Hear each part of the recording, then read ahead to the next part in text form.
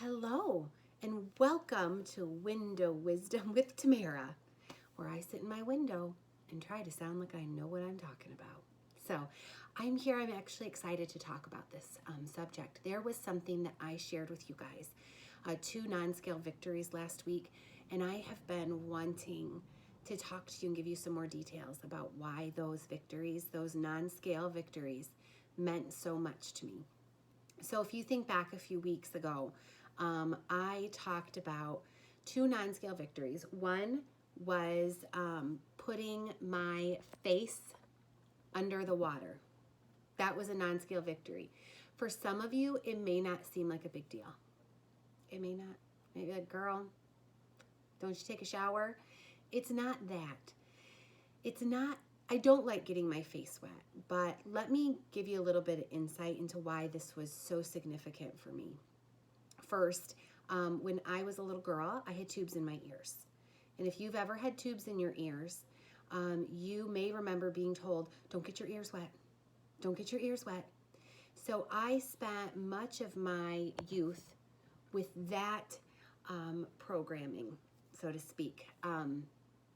I just thought, no, you just can't get your ears wet because something bad will happen if you do. So there was that. And then because of that, I was delayed in learning how to swim. And with that also was, I was asthmatic. I still am, much better now. But you see, I just tucked my loose skin in my arm so it looked more slender. But, sorry, I got distracted by my silliness, my vanity.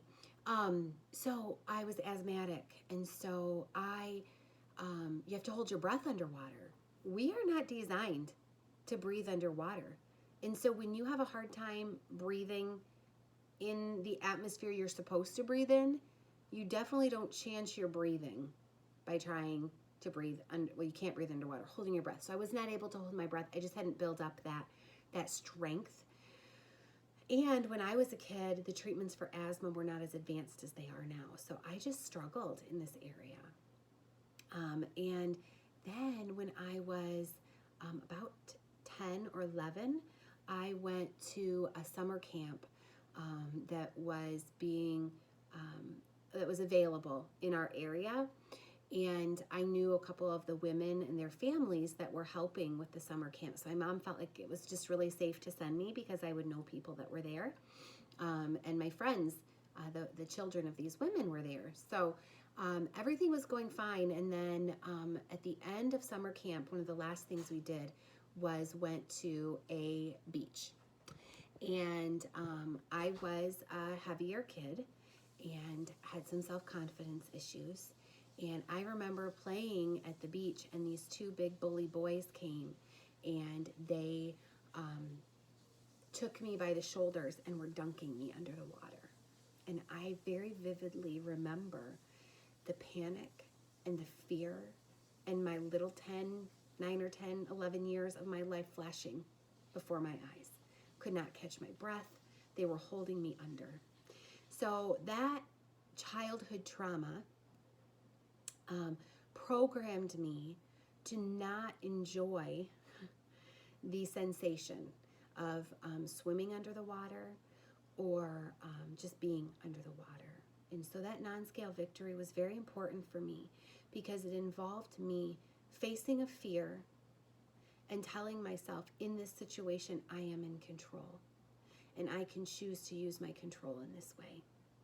And so that was a day I'll remember. The other thing was I did it, and my family was really surprised. Charlotte says she's never seen me put my head under the water. And so seeing never ever except that one time. And then that just led to an evening full of fun family memories. So that's the one non-scale victory. But one of my other non-scale victories is a really sweet, tender moment, I guess, with Kevin.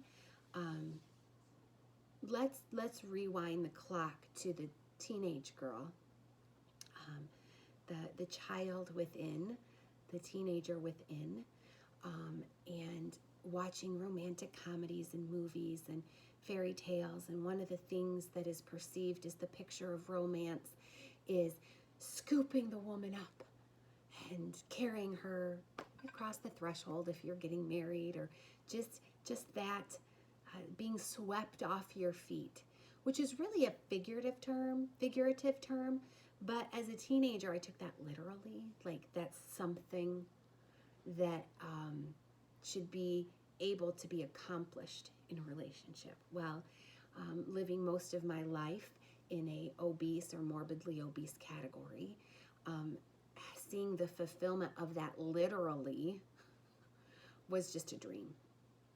And one thing, as I've lost weight, I've always kind of teased Kevin, can you pick me up yet? And he has in the past just like picked me up, and anyway, it's kind of awkward and clumsy, and I always felt super heavy and like this must be such a struggle, and didn't feel confident. Not that he wasn't strong enough to do it, because thankfully he is, and I've realized that not everybody's significant others or partners in life are physically able to help that dream to come true. But I wanted to physically be in a position where I could do my part, and that meant I needed to lose weight. And that is a little like small y, like a little silly small y. But that night, like he, in the pool it's easy because you've got buoyancy, and we have a saltwater pool. So we have buoyancy on our side, so it's easy to do it on a silly level. But that night on our way in to the pool, by mutual consent, he did not surprise me. I was prepared for it. He didn't scoop me up like this way, like face to face. He scooped me up from the side, like you would, like you carry someone over the threshold into the house. And he did. And I did bruise my arm because we're not practiced. And I ran into I didn't know where my arms should be or how I should protect them. And so we just hadn't done it before. And in that moment, I felt feminine and romantic. And I don't know, that moment just meant a lot to me. It meant a lot to me, and I've talked a lot about my why.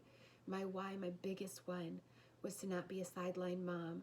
And I have so many non-scale victories, memories, and experiences I've been able to have because of my health and wellness journey.